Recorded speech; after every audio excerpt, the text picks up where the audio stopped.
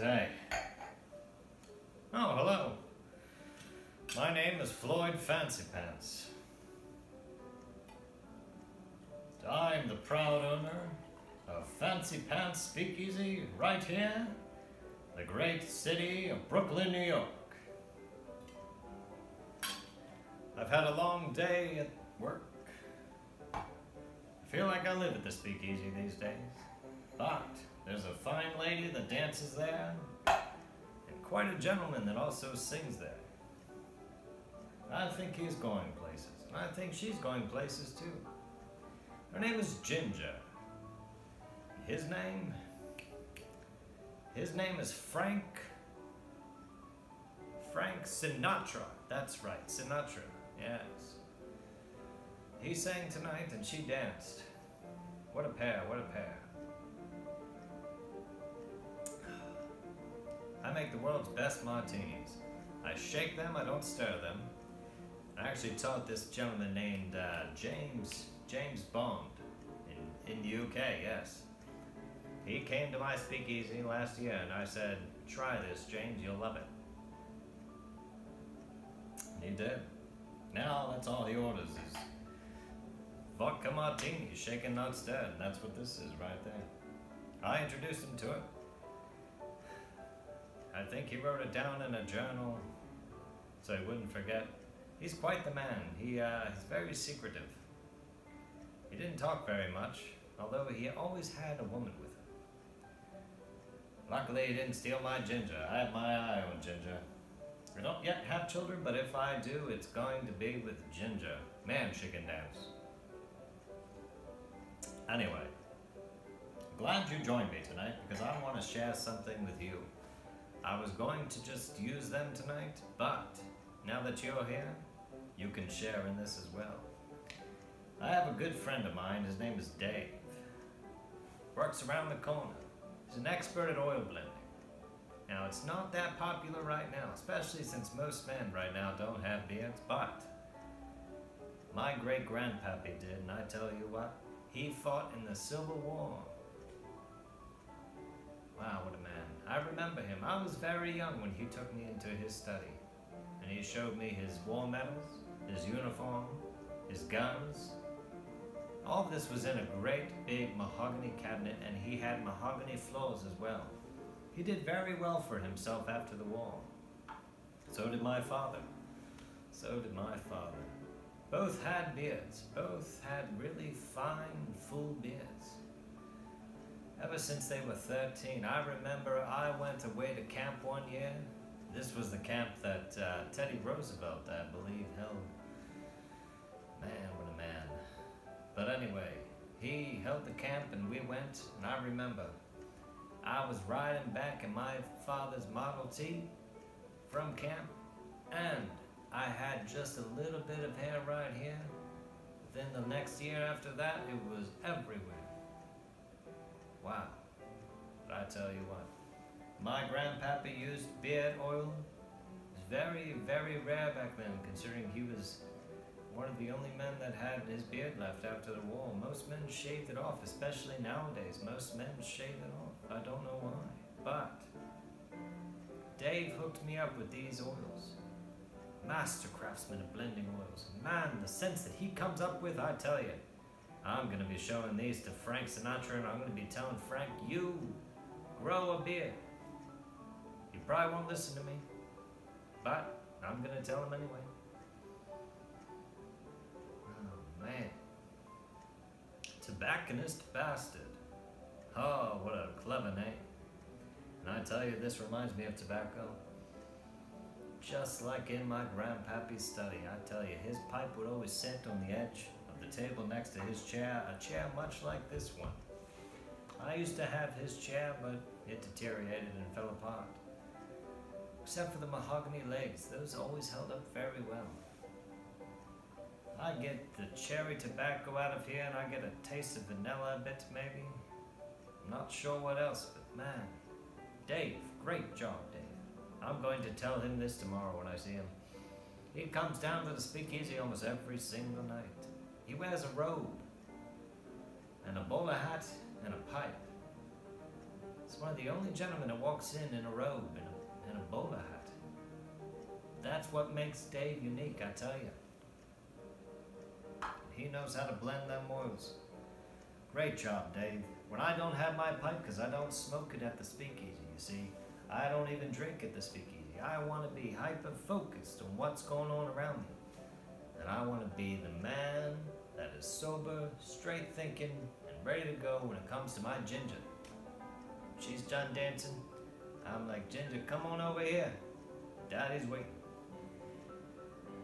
She keeps turning me down, but one of these days, I'm telling you, she's gonna say yes, and we're gonna have a wedding down at town hall.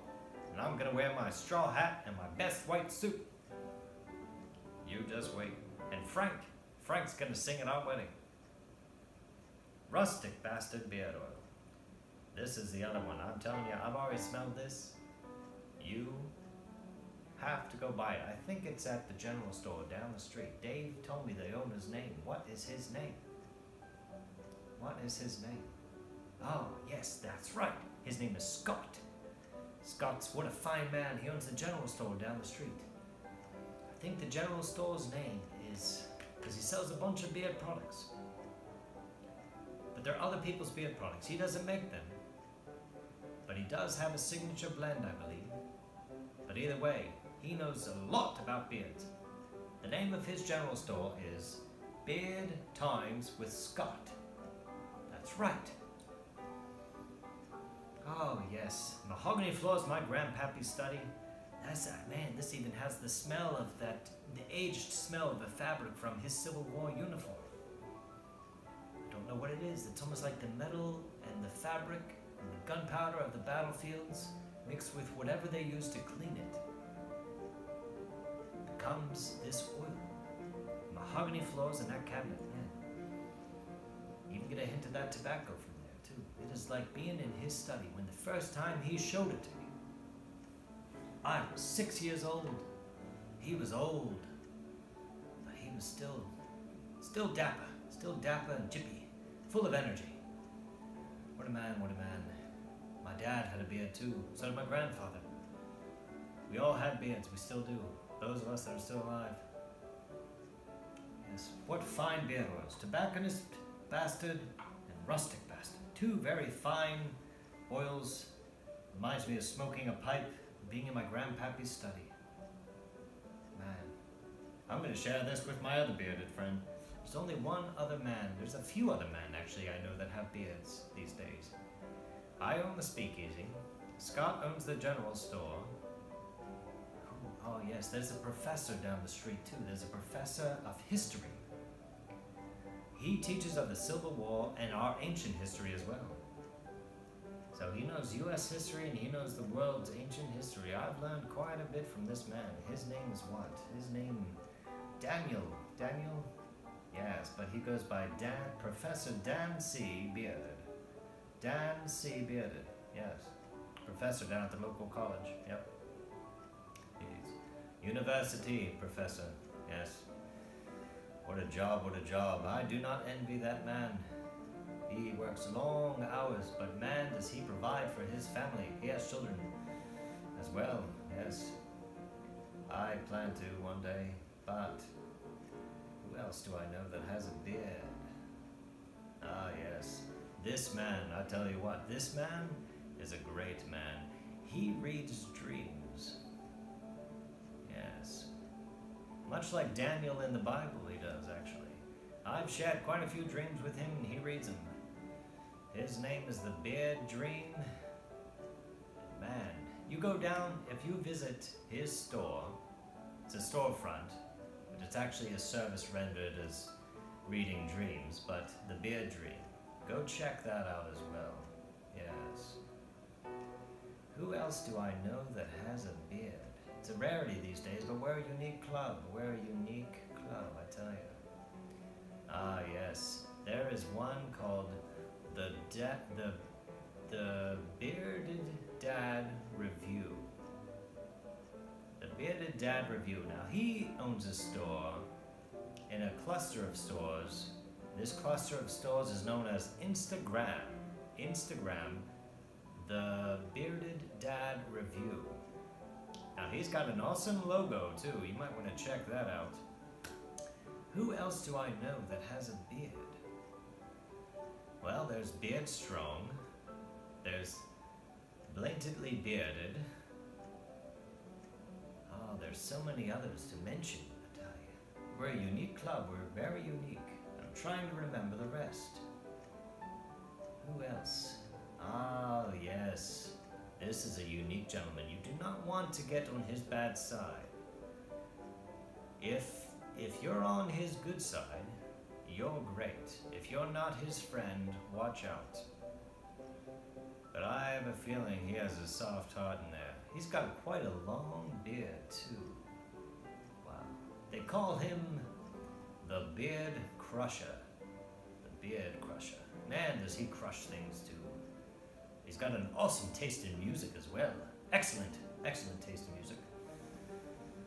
What else? Who else do I know that has a fine beard that would enjoy these oils? I don't know. They will come to me, and when they do, I will mention them in the future meetings that we have together, you and I. All right. I do believe I have other products from Dave from the Luxurious Bastard that I can share with you in the future, and I will be sure to do that.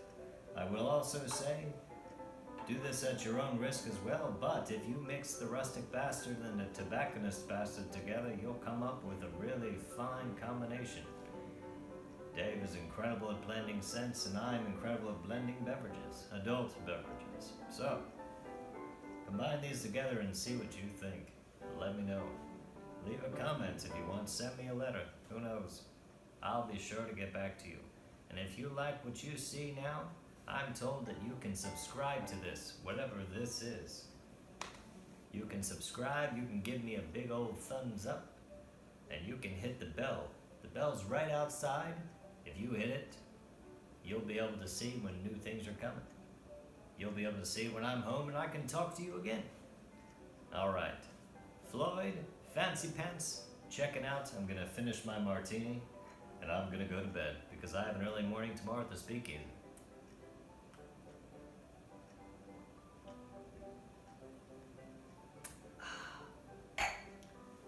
Let's go. See you later.